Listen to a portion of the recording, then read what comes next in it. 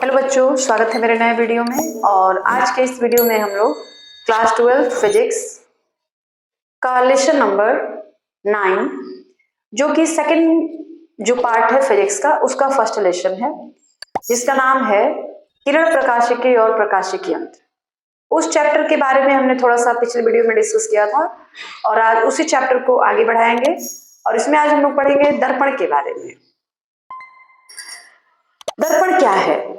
दर्पण जो होता है आपने क्लास 10th में भी पढ़ा है, थोड़ा सा इसका पार्ट क्लास 8 में भी है। दर्पण जो है किसी कांच का एक पार्ट होता है, एक भाग होता है, जिसका एक हिस्सा जो होता है पॉलिश किया हुआ। हम लोग अपने घरों में जो आईना देखते हैं, बाल कंघी करते हैं, वो जो शीशा है, वो जो आईना है, समतल दर्पण है। आप उसको कभी उसके पीछे वाले पार्ट को देखिएगा खोल के, उस पे रेड कलर से पेंट किया हुआ होता है, ठीक है।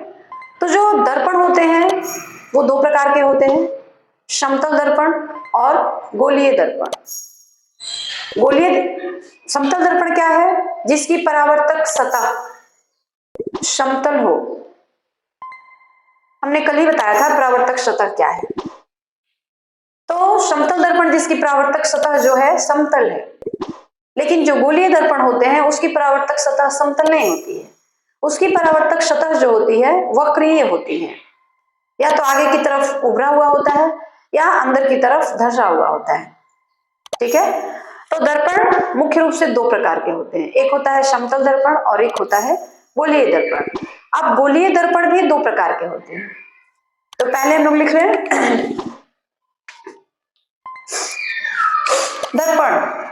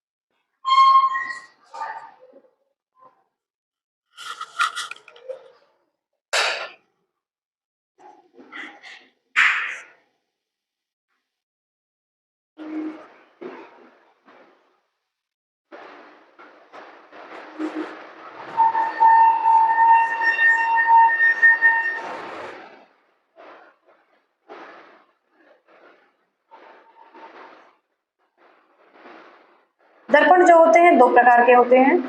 पहला समतल दर्पण और दूसरा होता है गोलीय दर्पण।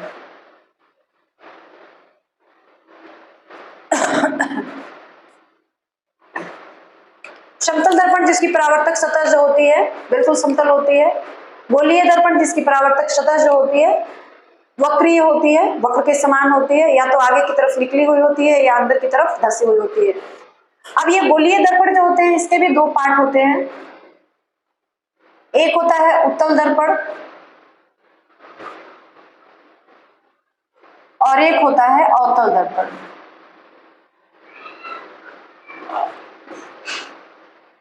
गोलीय दर्पण किसी खोखले गोले का एक पार्ट होता है, एक भाग होता है, कटा हुआ भाग होता है। गोलीय दर्पण क्या होता है? तो किसी खोखले कांच के गोले का एक कटा हुआ भाग होता है, जिसका एक भाग जो होता है, एक साइड जो होता है पॉलिश किया हुआ होता है, ठीक है। और जो उत्तल दर्पण होते हैं वो इस तरह के होते हैं। ये उत्तल दर्पण है, इसकी परावर्तक सतह ये हो गई, परावर्तक सतह। इसको हम लोग क्या कहेंगे? परावर्तक सतह। परावर्तक सतह आप देखिए कैसा दिख रहा है बाहर की तरफ। ये जो मान लीजिए हम लोग ऐसे करेंगे तो ये वाला अगर हिस्सा से आप अपने चेहरे को देखने की कोशिश करते हैं तो ये परावर्तक सतह हो गया। मान लीजिए कोई कांच का टुकड़ा है जो इस तरह का है, तो आप अगर यहाँ से अपने चेहरे को देखने की कोशिश करते हैं तो फिर वो कौन सा दर्पण माना जाएगा? उत्तल दर्पण। और अगर आप यहाँ से अपने चेहरे को देखने की कोशिश करते हैं तो फिर उसको हम लोग क्या कहेंगे? अवतल दर्पण कहेंगे। तो अवतल दर्पण की परावर्तक सतह ये है अंदर की तरफ धसी हुई है, और उत्तल दर्पण जिसकी परावर्तक सतह क्या है, बाहर की तरफ उभरी हुई है, निकली हुई है। आपने देखा होगा किचन में चम्मच, कलछुल, ये जो है उत्तल दर्पण में भी होते हैं और अवतल दर्पण भी है। उसको अगर हम लोग सीधा कर दें तो वो उत्तल दर्पण हो गया, और उल्टा कर दे तो फिर सॉरी सीधा कर दे तो अवतल दर्पण, और उस उल्टा कर दे तो उत्तल दर्पण। ठीक है, तो ये है उत्तल दर्पण और ये है हमारा अवतल दर्पण। यहां से तो देखिए ये जो लकीर क्या हुआ है ना, इसका मतलब है कि उधर हमने पॉलिश कर दिया है, रंग लगा दिया, पेंट लगा दिया। जब आपने यहाँ पे पेंट लगा दिया तो जाहिर सी बात है चेहरा आपको किधर देखना पड़ेगा, इधर, ये परावर्तक सतह हो गई। अगर आपने इधर कलर लगा दिया तो ये परावर्तक सतह हो गई। तो जिसकी परावर्तक सतह अंदर की ओर धसी हुई होती है उसको हम लोग कहते हैं अवतल दर्पण, और जिसकी परावर्तक सतह बाहर की तरफ उभरी हुई होती है, निकली हुई होती है, उसको हम लोग कहते हैं उत्तल दर्पण। अब जो अवतल दर्पण होता है या जो उत्तल दर्पण होता है उसमें क्या क्या चीजें होती हैं, उसके कौन कौन से पार्ट होते हैं। ठीक है, मान लीजिए, देखिए इसको हम थोड़ा सा शॉर्ट में बताएंगे क्योंकि इससे ज्यादा सवाल पूछे नहीं जाते हैं। ये 10th में है, थोड़ा सा आपको रिमाइंड करने की कोशिश करी जा रही है यहाँ पे।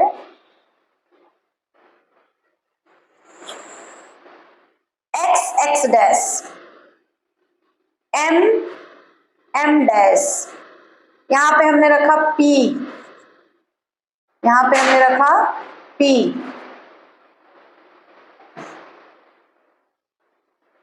ये हो गया f, और जितनी दूरी है उतनी ही दूरी इधर हम लोग ले लेंगे, यहाँ पे लिखेंगे c। ठीक है, लाइट ऐसे आती है, मान लीजिए आपतित किरण, और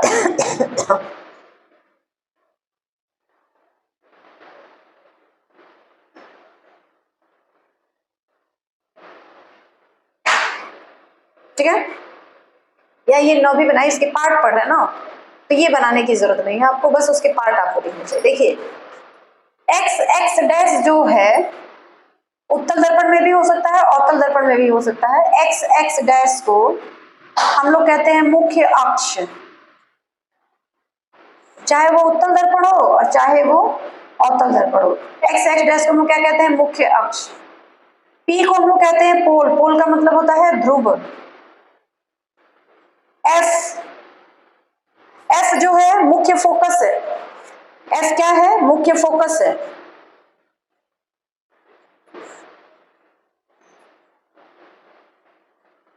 f और p के बीच की दूरी यानी fp फोकस दूरी है।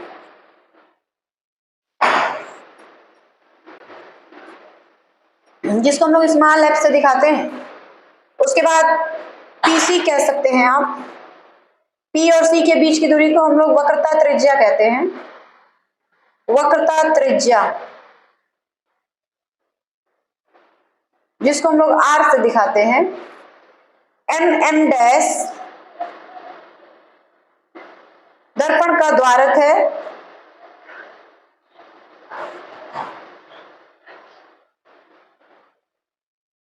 m डैश क्या है, तो दर्पण का द्वारक है। f क्या है, फोकस है। c क्या है, तो दर्पण की वक्रता केंद्र है। p और c के बीच की दूरी को क्या कहेंगे, वक्रता त्रिज्या कहेंगे।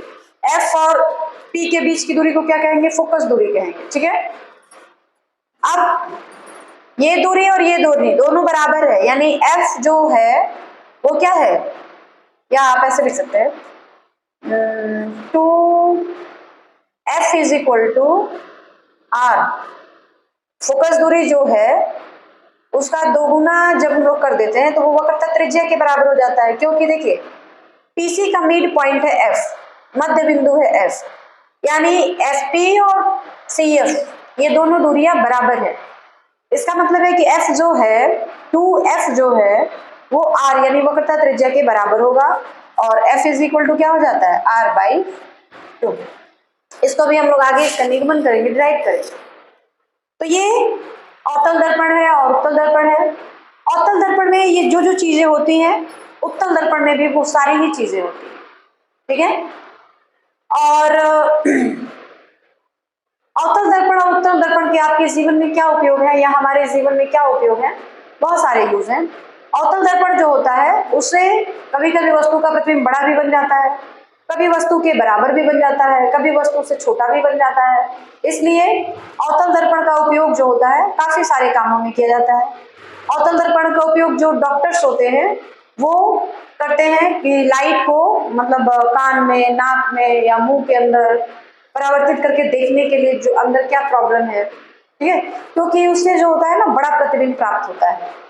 दूसरी चीज, जो घरों में शेविंग मिरर यूज होती है, दाढ़ी बनाने के लोग जो मिरर यूज करते हैं वह भी अवतल दर्पण ही होता है।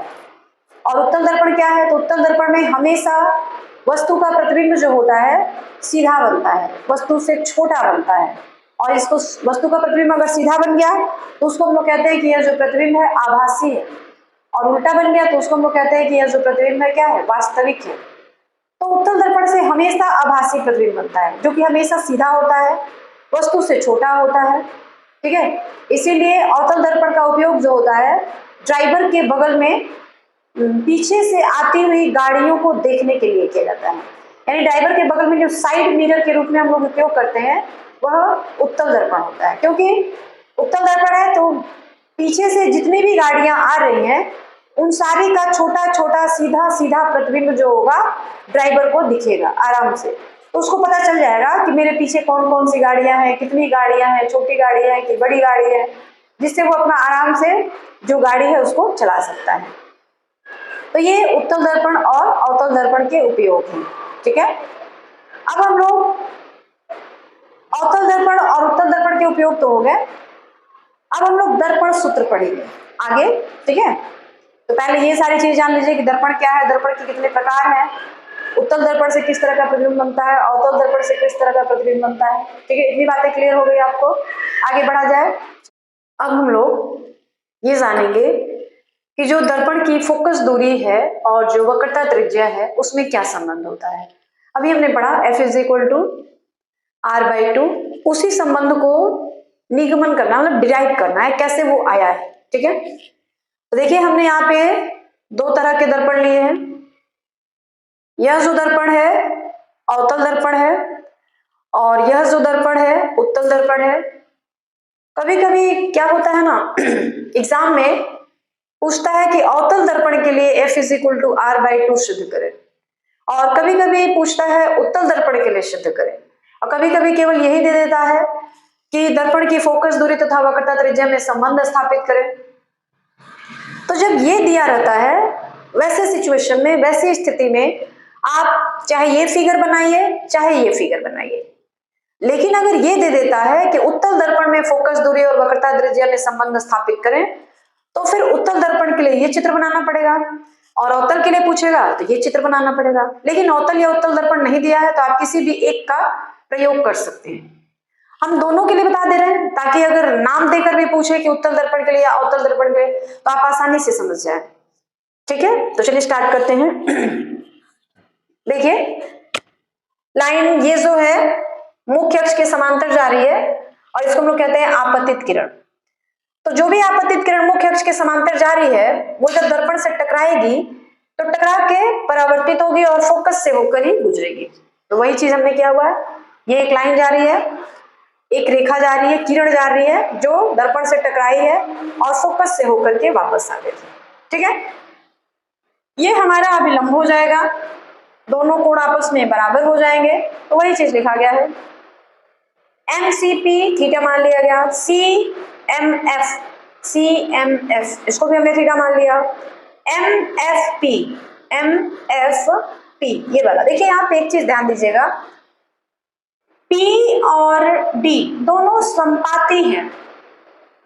संपाती का मतलब उनके बीच की दूरी बहुत ही कम है, ना के बराबर है, क्योंकि दर्पण का द्वारक बहुत छोटा है, दर्पण बहुत ही छोटा है। अगर मान लीजिए दर्पण इस तरह का बना होगा ऐसे, तो अब यहाँ पे ये P है, D है और यहाँ पे ये P है, इन दोनों में कुछ डिफरेंस बता पाएंगे आप? नहीं।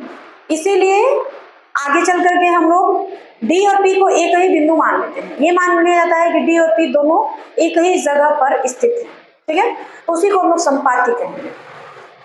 अब MFP त्रिभुज MCF का बहिष्कोण है, अतः किसी भी त्रिभुज में जो बहिष्कोण होता है वो अपने सामने वाले दो अंतःकोणों के योगफल के बराबर होता है। जैसे मान लीजिए हमने यहाँ एक त्रिभुज बना लिया, ठीक है, इस तरह से, यहाँ इसका बहिष्कोण हो गया 3, इसको दे दिए 1 2, इसको हम 4 दे देते हैं, और ये जो होगा 3।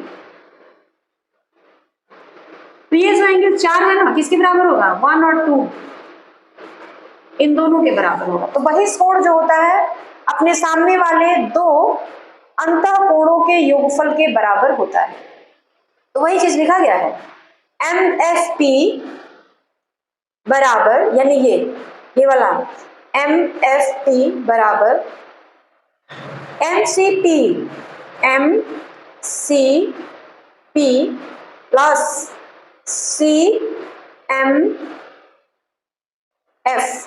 यानी इस एंगल को लिया गया है और इस एंगल को, तो थीटा प्लस थीटा 2 थीटा के बराबर हो गया।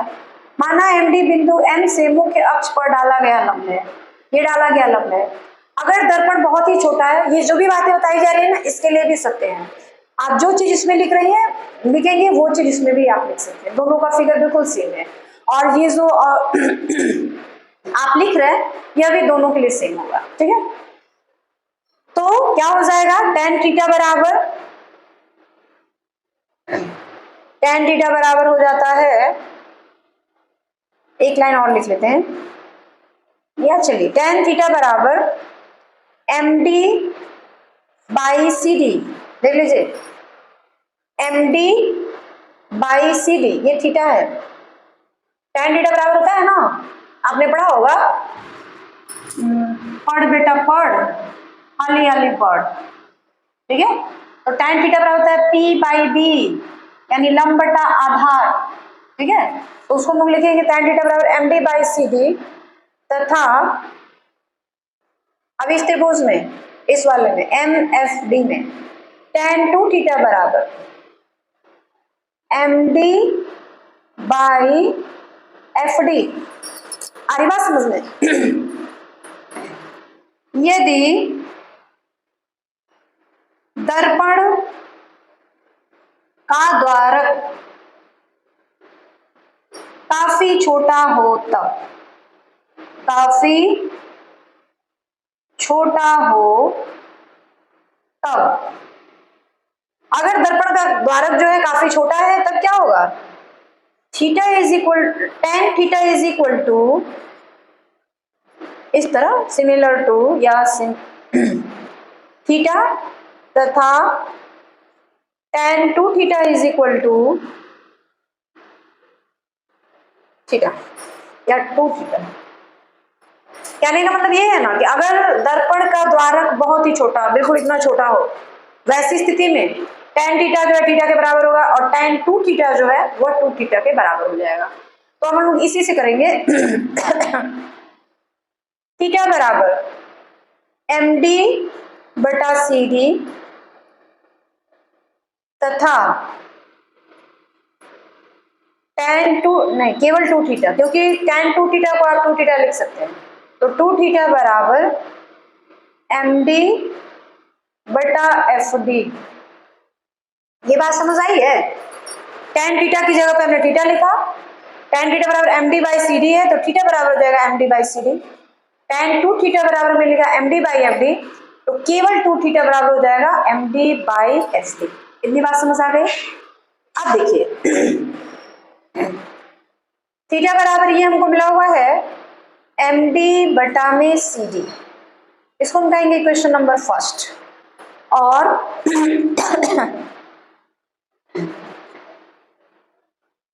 2 थीटा है तो केवल थीटा का मान क्या हो जाएगा, theta is equal to MD by FD।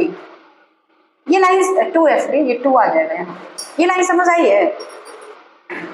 इसको कहेंगे क्वेश्चन नंबर 2। देखिए थीटा बराबर MD बाई CD और 2 थीटा बराबर MD बाई FD, तो यहाँ थीटा बराबर MD बाई CD तो है, और यहाँ से हम लोग थीटा का मान निकाल, क्योंकि MD बाई FD जो है वो 2 थीटा का मान है, तो अगर यहाँ से 2 हटाएंगे तो वो चला गया नीचे, यानी थीटा का मान आ गया md/2fd। अब इक्वेशन 1 एंड 2 से, यानी समीकरण 1 और 2 से आपको क्या दिख रहा है? समीकरण 1 तथा 2 से यह भी थीटा का मान है, यह भी थीटा का मान है, दोनों को हम लोग बराबर कर लेंगे। ये आ जाएगा md/cd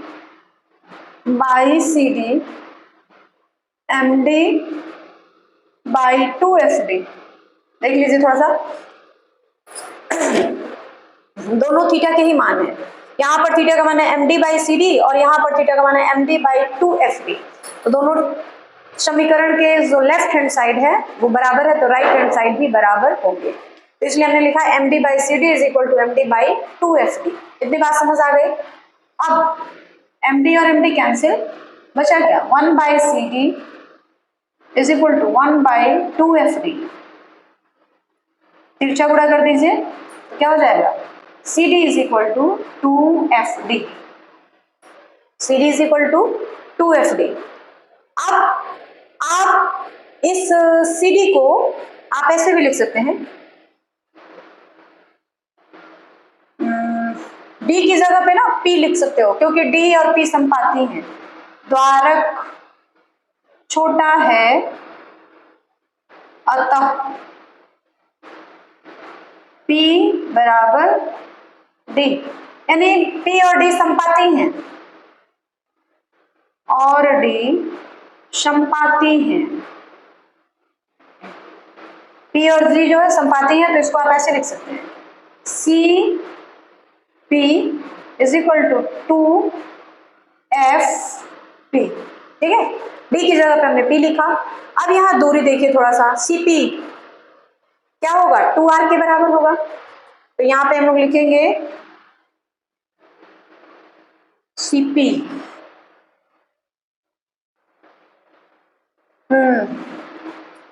Cp जो है वो r के बराबर है और 2fp केवल f के बराबर है, जिसको हम लोग फोकस दूरी कहते हैं।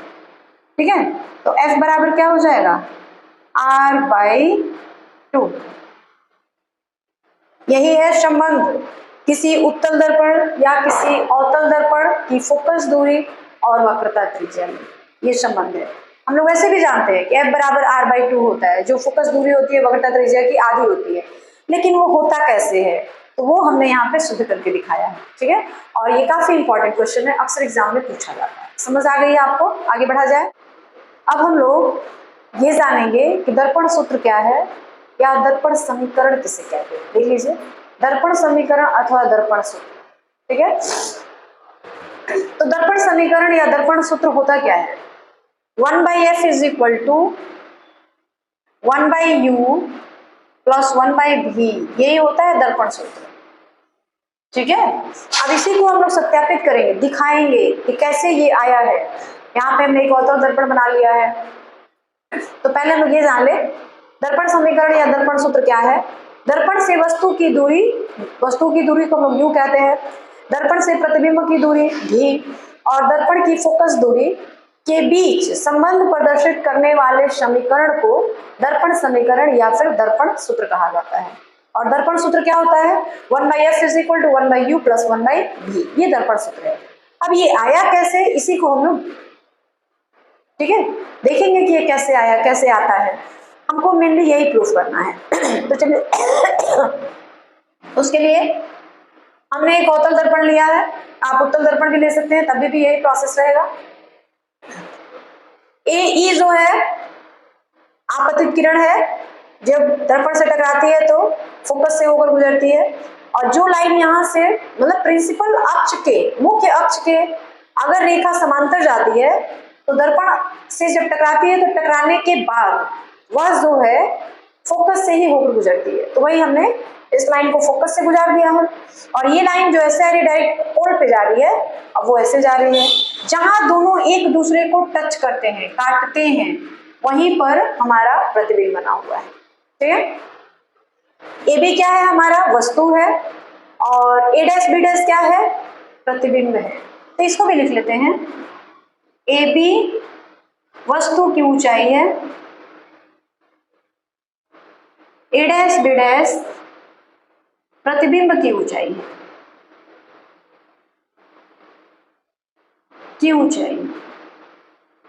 आई बात समझ में? अब हमको ये चीज दिखाना है। तो सबसे पहले त्रिभुज देख लीजिए,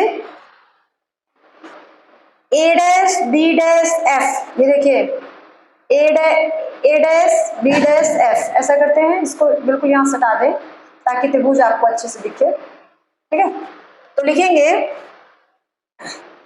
त्रिभुज ए डैश बी डैश एफ तथा त्रिभुज ई डी एफ समरूप हैं, समरूप हैं। अतः अब देखिए समरूप का पहले तो त्रिभुज देख लीजिए, A dash B dash F और ई डी एफ, यानी यह वाला त्रिभुज और यह वाला त्रिभुज दोनों समरूप हैं। समरूप का मतलब, इसको हम लोग इंग्लिश में सिमिलर बोलते हैं। समरूप का मतलब होता है कि उनका रूप तो समान है लेकिन साइज छोटा बड़ा है। जैसे अगर मान लीजिए ये जो हमारे दोनों हाथे हैं, इन दोनों को हम लोग सर्वांग सम कहते हैं क्योंकि दोनों का बनावट भी एक जैसा है और दोनों का साइज भी एक जैसा ही है, एक के बराबर ही है, तो इसको हम लोग सर्वांग सम कहेंगे। लेकिन अगर एक छोटे बच्चे को ले लिया जाए और एक मेरे हाथ को और एक छोटे बच्चे का हाथ इस तरह रखा गया, तो जिस तरह से हमारे हाथ की बनावट है उस छोटे बच्चे के भी हाथ की बनावट उसी तरह है। लेकिन फर्क क्या है, मेरा हाथ जो है वो बड़ा है और जो छोटा बच्चा है उसका हाथ जो है वो छोटा है। तो ये होता है समरूप। आकार बस अलग अलग होता है, रूप एक जैसा है, आकार अलग अलग होता है, साइज अलग अलग होता है। साइज एक छोटा होता है एक बड़ा होता है, तो इसको हम लोग समरूप बोलते हैं। ठीक है, तो त्रिभुज में भी सभी समकोण त्रिभुज समरूप होते हैं क्योंकि एक छोटा होगा एक बड़ा होगा, लेकिन एक कोण तो 90 डिग्री का सबका रहेगा। सभी जो समबाहु त्रिभुज होते हैं समरूप होते हैं क्योंकि साइज चाहे जितना भी छोटा बड़ा हो लेकिन जो कोण होगा वो तो 60-60 डिग्री का ही रहेगा। तो ये समरूप होता है। दो वस्तुएं समरूप कहलाती हैं यदि उनकी रचना समान हो लेकिन आकार अलग अलग हो, तो इन दोनों वस्तुओं को हम लोग क्या कहते हैं, समरूप कहते हैं। और यदि दोनों वस्तुओं की रचना, बनावट और आकार दोनों समान हो तो उसको हम लोग सर्वांग सम कहेंगे। तो यहाँ पे दोनों त्रिभुज जो है समरूप हैं। तो समरूप त्रिभुज जो होते हैं उनकी खासियत होती है कि उनकी भुजाओं का अनुपात बराबर होता है। जितने भी समरूप त्रिभुज होते हैं उनकी भुजाओं का अनुपात बराबर होता है। जैसे मान लीजिए ये एक समकोण त्रिभुज है और हमने यहाँ पे ये एक समकोण त्रिभुज बना लिया 90 degree 90 degree, A B C, A dash B dash C dash. ये दोनों त्रिभुज समरूप है। समरूप को हम लोग इस तरह दिखाते हैं, ये चिन्ह है समरूप, लेकिन सर्वांग इस तरह दिखाते हैं, ये समरूप है और ये सर्वांग सम है। अब ये दोनों त्रिभुज समरूप है, इसका मतलब इनकी भुजाओं का अनुपात A B by A dash B dash, B C by B dash C dash, A C by A dash C dash, इन सभी भुजाओं का जो अनुपात होगा ना वो समान होगा किसी भी समरूप त्रिभुज में। अगर दो त्रिभुज समरूप है तो उनकी भुजाओं का अनुपात बराबर होता है। तो वही चीज हम लोग यहाँ पे अप्लाई करेंगे। हमने लिखा है कि त्रिभुज ए डैश बी डैश और एफ तथा त्रिभुज ई डी और एफ समरूप है, अतः क्या होगा, इनकी भुजाओं का जो अनुपात होगा बराबर होगा। अतः इनकी भुजाएं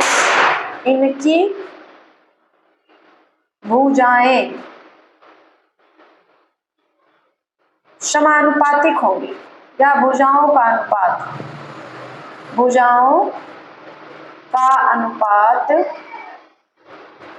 बराबर होगा। ये लाइन समझ आई है? तो इनकी भुजाओं का अनुपात बराबर होगा तो हम लोग क्या लिखेंगे, देख लीजिए, A dash B dash by E D, A dash B dash by E D. अब लेंगे B dash F by D F, देख लीजिए B dash F by D F, मतलब इनका लंब, इसका लंब, इसका आधार, इसका आधार, इसको हम कहते हैं समीकरण नंबर 1। ठीक है। अब चूंकि देख लीजिएगा, चूंकि ए ई तथा बी डी, देख लीजिए ए ई और ये बी डी समांतर हैं, समांतर हैं, अतः ई डी बराबर ए बी। देखिएगा ये ए ई और इसका बी डी दोनों समांतर हैं, तो ए बी और डी ई दोनों एक दूसरे के बराबर होंगे। अब जब दोनों एक दूसरे के बराबर होंगे तो इस समीकरण को हम लोग क्या लिख सकते हैं, समीकरण नंबर 1 को हम लोग क्या लिख सकते हैं, A dash B dash by E D की जगह पे ए बी हमने लिखा क्योंकि ये दोनों एक दूसरे के क्या है, इक्वल। यहाँ लिखा जाए A dash B dash by A B is equal to B dash F by D F. लिख सकते हैं, लिख सकते हैं कि नहीं, देख लीजिए। अब डी एफ को आप पी एफ भी लिख सकते हैं, इसको ऐसे लिखेंगे A dash B dash by A B is equal to B dash F by D F, P F है, पी एफ। जब P अत्यंत निकट हो, अत्यंत निकट हो D के, ठीक है, जब जो D और P है वो बिल्कुल एक दूसरे के निकट हो गए। अगर दर्पण का द्वारक बिल्कुल छोटा है ना तो D और P दोनों एक ही बिंदु पर होंगे। अभी हमने पहले पढ़ा था कि यदि दर्पण का द्वारक बहुत ही छोटा है इसका मतलब D और P संपाती हैं, मतलब एक दूसरे के ऊपर स्थित है। तो D और P संपाती होंगे तो DF की जगह पे आप PF लिख सकते हैं। ये DF है, इसको हम लोग PF लिख दिए। क्यों? क्योंकि D और P बिल्कुल एकदम मतलब बिल्कुल उनके बीच की दूरी 0 के बराबर मान लीजिए, उनके बीच की दूरी ना के बराबर है। वैसी स्थिति में तो इस इक्वेशन को हम लोग कहेंगे इक्वेशन नंबर 2। ये P है और इसको हमने कहा इक्वेशन नंबर 2। ये लाइन समझ आई है? ये इक्वेशन 1 हो गया और यह जो होगा इक्वेशन 2 हो गया। अब देखिएगा त्रिभुज ए बी पी तथा त्रिभुज ए डैश बी डैश पी समरूप हैं, अतः अभी हमने बताया ना जब दोनों त्रिभुज समरूप होते हैं तो उनकी भुजाओं का अनुपात क्या होता है, बराबर होता है। तो त्रिभुज ए बी पी और ए डैश बी डैश पी ये दोनों जो है समरूप हैं तो इनकी भुजाओं का अनुपात क्या होगा, बराबर होगा। अतः आप इसको इस तरह लिख सकते हैं A dash B dash by A B, A dash B dash by A B is equal to B dash F by P F. ना ये नहीं, ये तो हमारे पहले ही आ चुका है। ये हम लोग लिखेंगे A dash B dash by A B, उस वाले त्रिभुज का लेंगे P B dash by P F, P B देख लीजिए P B dash by P B. बड़े इसमें दो त्रिभुज हैं, एक त्रिभुज है ए बी पी और दूसरा त्रिभुज है बी डैश ए डैश पी, और ये दोनों जो है समकोण त्रिभुज है और दुनिया में जितने भी समकोण त्रिभुज होते हैं सभी एक दूसरे के समकोण हैं। ठीक है, तो ये हो गया A dash B dash by A B, P B dash by P B, ये हो गया। अब इसको हम लोग क्या करेंगे,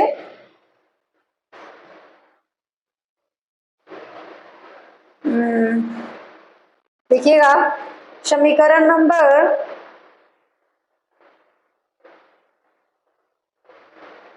यहाँ पे सॉरी गड़बड़ हो गया थोड़ा, ए बी है, ए डी नहीं ए बी है, ये वाला है ना, A dash B dash by A B, तो यहाँ भी ए बी रहेगा। देखिएगा A dash B dash by A B और B dash F by P F.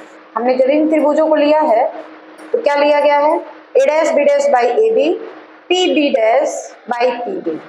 ठीक है, अब समीकरण नंबर 2 और इसको दे दीजिए समीकरण नंबर 3। समीकरण 2 और 3 से, 2 और 3 से आपको क्या दिख रहा है, A dash B dash by A B, यहाँ भी है A dash B dash by A B, और इधर क्या है B dash F by P B P F, और इधर जाएगा हो रहा है P B dash by P B. तो क्या मतलब है कि जब दोनों के लेफ्ट हैंड साइड बराबर है तो राइट हैंड साइड भी बराबर होंगे। तो आप लिख सकते हैं इसको, क्या लिख सकते हैं, B dash F by P F is equal to, यहां से P B dash by P B लिख सकते हैं कि नहीं, थोड़ा सा देख लीजिए अब अच्छे से। समीकरण 1 हमने यहाँ निकाला था, समीकरण नंबर 2 हमने यहाँ निकाला था, समीकरण नंबर 3 हमने यहाँ निकाला है। समीकरण 2 और 3 से दोनों के जो लेफ्ट हैंड साइड है इक्वल है तो राइट हैंड साइड भी इक्वल होंगे, उस हिसाब से हमने ये लिखा। अब इसको क्या करेंगे,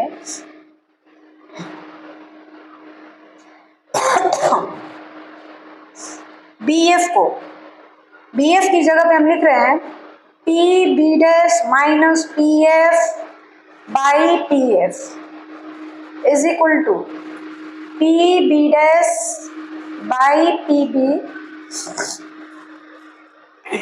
हमको बी डैश एफ निकालना है, बी डैश एफ निकालना है, तो हमने क्या किया पी बी डैश में से पी एफ को घटा दिया, इतनी पी बी डैश में से पी एफ घटा दे रहे हैं। ठीक है, तो हमारे पास क्या आ जा रहा है P B dash minus P F by P F, P B dash by P B. ये लाइन समझ आई है, ठीक है। चलिए अब इसको हम लोग क्या करेंगे, देखिए अवतल दर्पण में आपने चिन्ह परिपाटी पढ़ा होगा, नहीं पढ़ा है तो जान लीजिए 10 में है भी ये। अवतल दर्पण में वस्तु की दूरी, फोकस दूरी दोनों ही ऋणात्मक होती है, लेकिन जो प्रतिबिंब की दूरी होती है वो नहीं फिक्स है कि ऋणात्मक होगी कि धनात्मक होगी, वो चित्र पर निर्भर करता है कि धनात्मक होगी कि ऋणात्मक होगी। लेकिन जो उत्तल दर्पण होता है उसमें u का मान यानी वस्तु से, दर्पण से वस्तु की दूरी ऋणात्मक होती है, फोकस दूरी धनात्मक होती है, लेकिन जो प्रतिबिंब की दूरी है उसका निश्चित नहीं है कि वो धनात्मक होगा कि ऋणात्मक होगा। ठीक है, लेकिन अवतल दर्पण में फिक्स है कि वस्तु की दूरी, फोकस दूरी दोनों ही ऋणात्मक होंगे, लेकिन प्रतिबिंब की दूरी वो फिक्स नहीं है। लेकिन यहाँ पे क्या है, इस चित्र को देखकर आप बता सकते हैं कि यहाँ पर वस्तु की दूरी भी ऋणात्मक होगी, प्रतिबिंब की दूरी भी ऋणात्मक होगी और फोकस दूरी भी ऋणात्मक होगी। क्यों? क्योंकि जो प्रतिबिंब बना है ए डैश बी डैश वह भी जिधर वस्तु है उधर ही बना है। ठीक है, यहाँ वस्तु है और इधर ही प्रतिबिंब बना है, तो वस्तु को अगर आप ऋणात्मक ले रहे हैं तो प्रतिबिंब को भी ऋणात्मक लेना पड़ेगा। इतनी बात समझ आई है ना?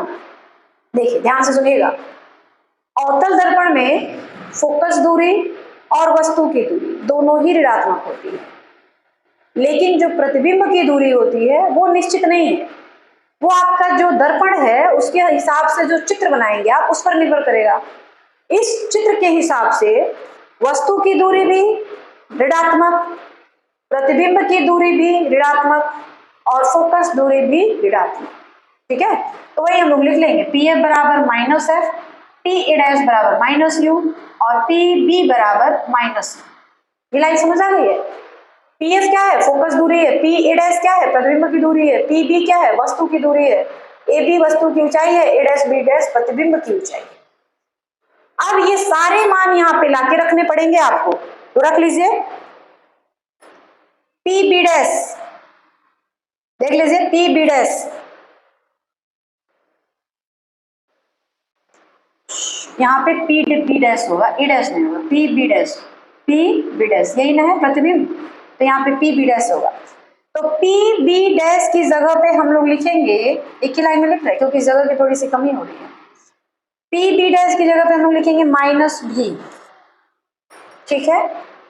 अगर अवतल दर्पण इस तरह का है ना, मान लीजिए ऐसा है, ये हमने लाइन खींचा, यहां से एक लाइन खींचा, इधर जो भी दूरियां होंगी सब ऋणात्मक होंगी, इधर जो भी दूरियां होंगी सब धनात्मक होंगी, ऊपर जो भी दूरियां होंगी धनात्मक होंगी, और नीचे दूरियां जो होंगी ऋणात्मक होंगी। ये आप हमेशा याद रखिएगा। तो ये मान लीजिए आपका वाई एक्सिस होगा, तो इधर भी वस्तु की दूरी है, प्रतिबिंब की दूरी है, फोकस दूरी भी है, यानी सारे के सारे ऋणात्मक होंगे, ठीक है।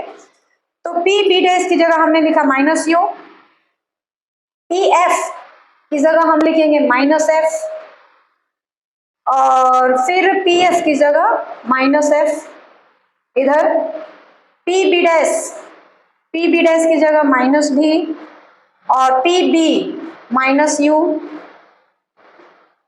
ये लाइन समझ आई है?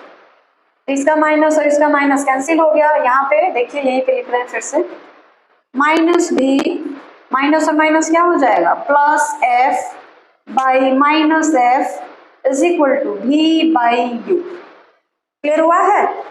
समझ आया है ना? अब इसके बाद आप भी समझ रहे क्या किया जाएगा, तिरछा मल्टीप्लिकेशन, क्रॉस मल्टीप्लिकेशन, तिरछा गुणनफल करा जाएगा। तो कर लीजिए तिरछा गुणनफल।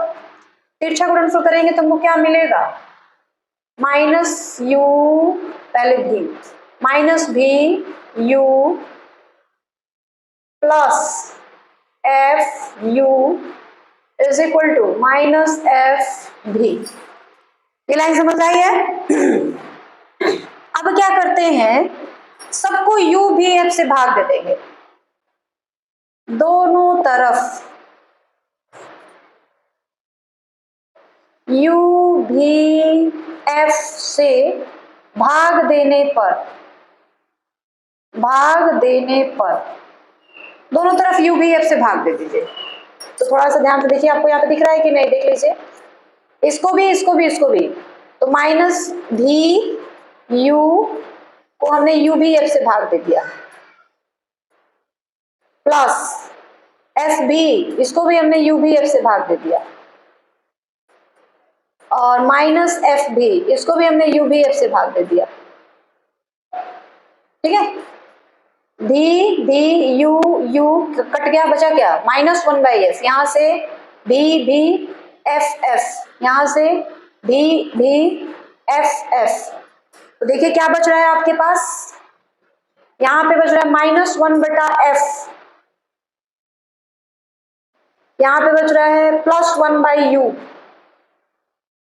और यहां बच रहा है माइनस वन बटा भी तो कैंसिल हो गया, यहाँ पे एफ यू है, यू सॉरी यू है यू, तो यहाँ पे यू कटेगा, यू कट गया, यहाँ पे तो देखिए यहाँ बच गया यू तो कट गया, one by V one minus one by F plus one by V is equal to minus one by U, ठीक है।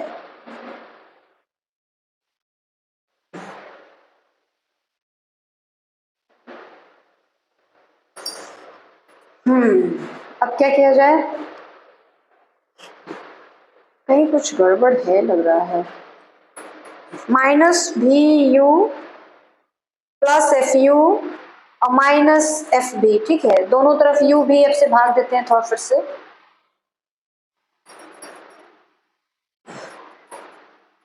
या एक लाइन थोड़ा सा और सिंप्लीफाई कर दें, एफ एफ को एक साइड ला दिया जाए,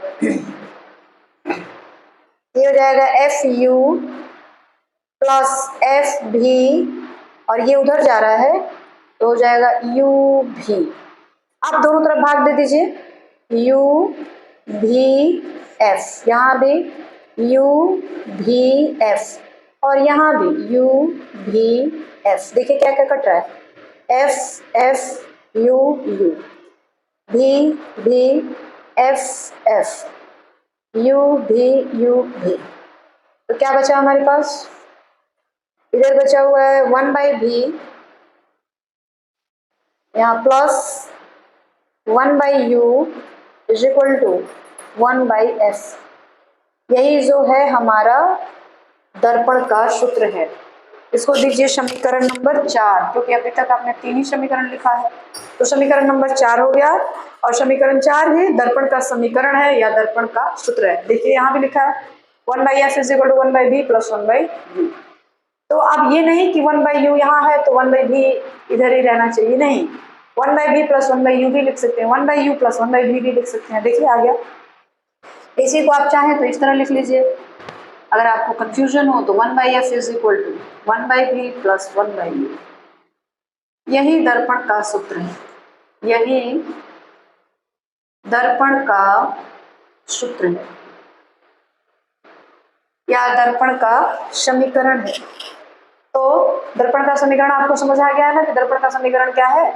ये सारी चीजें जो है आपका रफ है, आप चाहे तो इसको इरेज भी कर सकते हैं, कोई दिक्कत नहीं।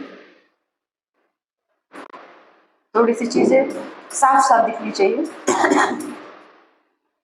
ये देखिए, ठीक है। तो जिस तरह से हमने अवतल दर्पण में दर्पण का सूत्र स्थापित किया है, उसी तरह से आप उत्तल दर्पण में भी कर सकते हैं। चाहे उत्तल दर्पण हो चाहे अवतल दर्पण हो, दर्पण का सूत्र जो होता है वह एक ही होता है, 1/f is equal to 1/v plus 1/u। ये नहीं कि अवतल दर्पण के लिए अलग हो जाएगा और उत्तल दर्पण के लिए अलग हो जाएगा, ठीक है। तो आज के वीडियो में बस इतना ही। और लास्ट में मैं यही कहना चाहूंगी कि अगर आपको हमारे वीडियोस अच्छे लगते हैं तो प्लीज हमारे चैनल को ज्यादा से ज्यादा लाइक, सब्सक्राइब और शेयर करें। आज हमारे 30,000 सब्सक्राइबर हो गए। Thank you for this support.